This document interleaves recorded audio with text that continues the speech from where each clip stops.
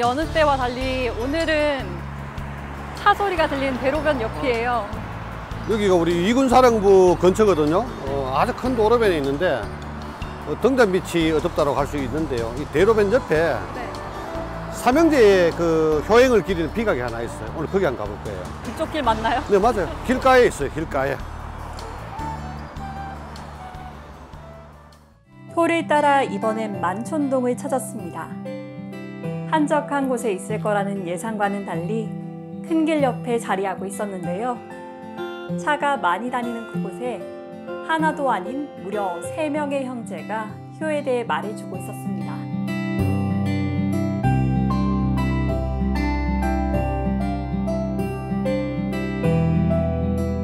바로 이 비잖아요. 네. 어떤 비인가요? 여기는 지금으로부터 한 300여 년 전쯤에 이 지역에는 옥천 전시들이 살던 동네거든요. 네. 당시에 여기에 살았던 그 삼형제예요. 그 삼형제의 어떤 그 효행을 이제 기리기 위해서 세웠는 삼효자 비각이라고 하는 곳이에요. 그럼 삼효자 비각이라고 하면 사실 저는 이때까지는 뭐 동네 중간이라든지 산속에 있다고 생각했는데 네. 대로변에 있는데요. 아, 그렇죠. 지금 현재도 뭐 우리 만촌동 제일 큰 도로에 지금 있는데 사실 이 정려각이라는 거는 과거에 세우는 위치가 있었거든요. 대충 어떤 곳에 세웠냐면 마을 입구 또는 마을 중앙 또는 마을의 큰 제실이라든지 이렇게 사람들의 왕래가 아주 많은 곳에 세웠었어요. 혹시 이유가 뭐일 것 같아요? 사람 많은 곳에 정려각을 세우는 이유.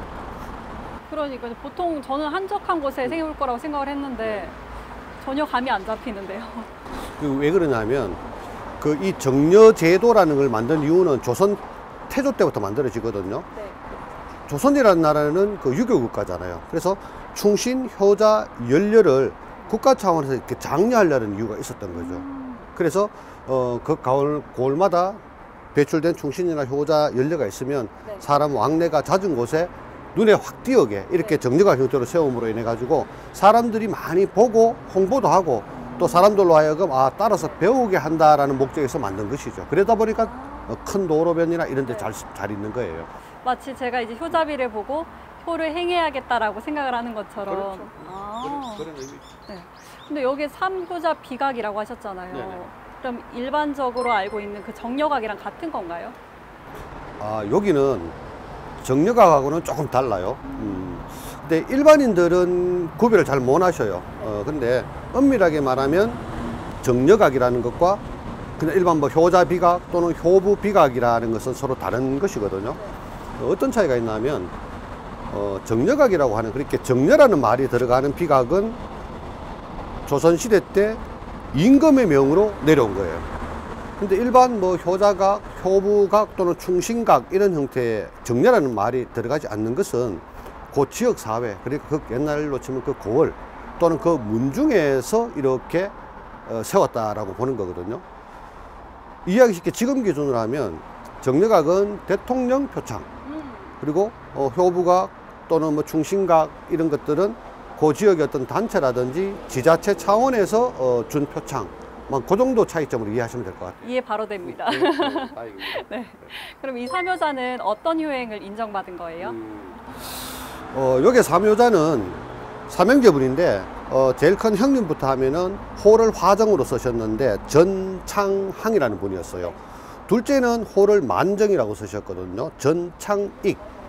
셋째는 경묵제라는 호를 쓰셨는데 전창정이라는 분이셨어요. 이 세 분인데 일단 그 첫째하고 둘째 되시는 분은 자신의 아버지 어머니가 이제 몸이 불편하실 때 또는 질병이 중하실 때는 단지주열이라 그래서 손가락을 이렇게 그어서 피를 이렇게 드리는 그런 효행도 했다 그러고, 또 상분이라 그래 가지고 이제 병중에 계신 어머님의 또는 아버님의 변을 맛을 보는 거예요.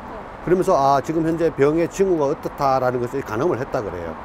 그리고 또 이 둘째 되시는 분은 어머님이 돌아가셨을 때는 이 둘째 되시는 분이 나이가 어렸다 그래요. 하지만 자기는 형님이 하는 거를 보고 어머님 산 때 어머님 산소 옆에서 3년 동안 심효사를 했다 그러거든요. 근데 나이가 가만히 들고 보니까 자기가 어렸을 때 했는 것은 형님을 따라 하긴 했지만 내가 진심으로 하지는 못했는 것 같다. 그래서 나이가 들어서 다시 어머님 산소 옆에 염막을 짓고 한 번 더 심효살이를 했다 그래요. 네. 그리고 이 둘째 같은 경우에는 본인을 낳아줘서 생모가 돌아가시고 계모가 또 들어오셨겠죠. 네. 근데 그 계모가 들어오셨을 때도 계모 상태도 3년 심효살이를 그대로 하셨다 그래요. 하여튼 그런 류의 스토리들이 이 삼형제들에게 많이 지금 전해져 내려오고 있어요. 우와. 아니 그 형제 가운데 한 명만 그러기도 쉽지 않은데 셋이나 그런다고 하니까 더 놀라운데요. 그렇죠. 대단한 집인데요. 그 방금 해주신 내용들이 다 이 비에 적혀 있는 거잖아요. 그렇죠. 지금 비문에 보면 그런 내용이 나와요. 네. 근데 이 비에서 심상치 않은 구석이 네. 아래쪽에 거북인가요? 위에 용이 있는 건 다른 데도 봤거든요. 우리가 오늘 최근에 우리 수성국 하나에 몇 군데 돌아본 것 중에 아마 용머리 하고 있는 것들은 잘 없었을 것 같아요, 지금. 그죠? 오늘 처음 보는 것 같은데, 이걸 이해하시려 그러면 과거에 중국 명나라 때 호승지라는 사람이 쓰셨는 그 용생구자설이라는 이야기를 아셔야 돼요. 그 이야기를 알면 우리나라 과거 전통 문화에서 발견되는 모든 용은 그 용생구자설이라는 걸 알면 이해가 다 되거든요. 우리가 보통 뭐 사찰이라든지 서원 같은 데 가보면 이렇게 큰 비석을 놓으면 항상 밑에 거북이 비슷한 녀석이 있고 네. 머리 위에는 저기 용 비슷한 녀석이 있거든요. 저게 누구냐 하면 그 용생구자설이라는 것은 용용자, 날생자, 아홉구자, 아들 자자, 말씀설자거든요. 용이 9 아들을 낳았다는 뜻이에요. 근데 그 문장의 첫 시작이 어떻게 되냐면 용 중에 용왕이 9 아들을 낳았다. 이름이 다 달랐는데 하는 역할도 다 달랐다. 그러면서 첫째는 이름이 비희라고 한다.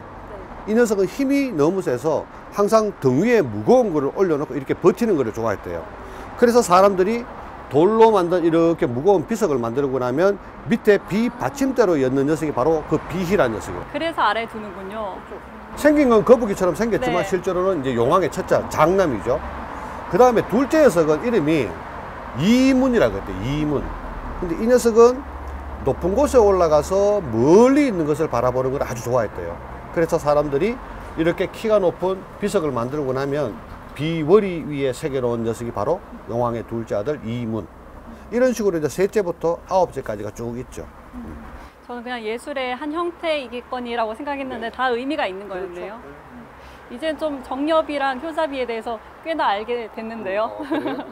네. 그 참고로 하나 덧붙이자면 네. 이 정려를 받는다는 건 어떤 의미가 있냐면 이런 게 있어요. 정려는 이렇게 정려비 또는 뭐 정려편액 또는 이게 정려각만 세워지는 게 아니고 정려를 받으면은 주어지는 혜택이 뭐냐 하면 과거에 가장 무서웠던 게 우리 왜 조세 부역 그러잖아요. 네. 근데 정려를 받아버리면 조세 부역이 면제가 돼버려요. 그 복호라는 용어를 쓰는데 네. 일단은 본인도 면제되는 경우가 있고요. 경우에 따라서는 그 문중 전체가 후세 대대로 내려가면서 면제를 시켜줘요. 그리고 또 하나는 3대 추정이라 그래가지고 내가 정려를 받으면 아버지, 정조 할아버지까지 3대가 벼슬이 추정, 벼슬이 더해진다는 거죠. 엄청난 혜택인 거네요. 그리고 이제 우리 천민들이죠. 천민들인 경우에는 면천이라 그래서 천민 신분을 벗겨줘요. 그러니까 어마어마한 혜택이 있는 거였죠. 근데 이분들 같은 경우에는 이제 삼효자 비각이라서 정여비까지는 아니었잖아요. 그렇죠. 여기는 정여비까지는 아닌데 기록을 보면 이 삼효자 비각은 어떻게 알려졌나 하면 당시에 이제 관찰사를 지냈던 분인데 이기진이라는 분이 이 소문을 듣고 이걸 조정에 보고를 했대요. 그러니까 조정에서는 정려가 내려왔다는 기록은 없지만 세금을 면제해주고 부역도 면제해줬고 그리고 장남이었던 전창항 같은 분은 정직으로 호조자랑이라는 이제 정직도 올려줬다 그러거든요. 그래서 비록 정려라는 명칭이 확인은 되지 않았지만 정려하고 똑같은 혜택을 받았는 분이라고 볼 수가 있죠. 300여 년이 지난 지금에도 삼형제의 효는 전해지고 있습니다. 가끔은 그 뜻을 다시금 헤아려 보는 것도 좋겠습니다. 저는 이제 가끔 오는 입장이지만 자주 오셨잖아요. 또 느낌이 다르실 것 같아요. 그래요.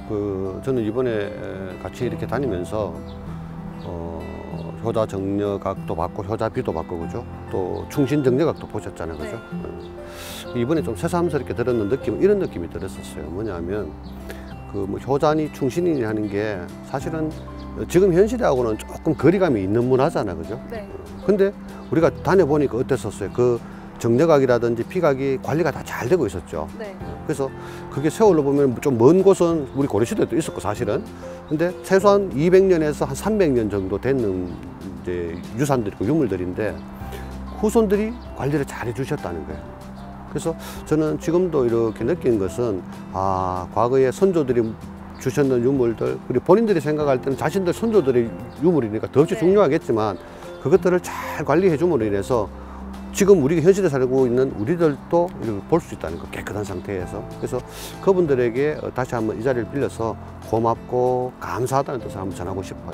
저는 그런데 그러면 주영 씨는 어땠을까요? 한번 둘러보시면서. 저는 처음에는 사실 단순히 나도 효를 실천해야겠다, 부모님께 잘해야겠다라는 생각이 들었거든요. 근데 점점 보면 볼수록 최근 들어서 가족과 관련한 사건 사고가 많았는데 저뿐만 아니라 많은 분들이 오셔서 가족에 대한 의미라든지 아니면 효에 대한 의미를 되새겨보는 건 어떨까? 그럼 좀 세상이 바뀌지 않을까라는 생각을 조심스럽게 해봤어요. 그러면 이 공간이 어떻게 보면 그 교육의 공간도 될 수 있다는 거다, 그죠? 그럼요. 네. 그러면 한번 이번에 돌아보는 기회가 상당히 의미 있었다라고 보면 되겠죠? 네. 네. 저도 뭐 마찬가지에 많이 배운 것 같아요.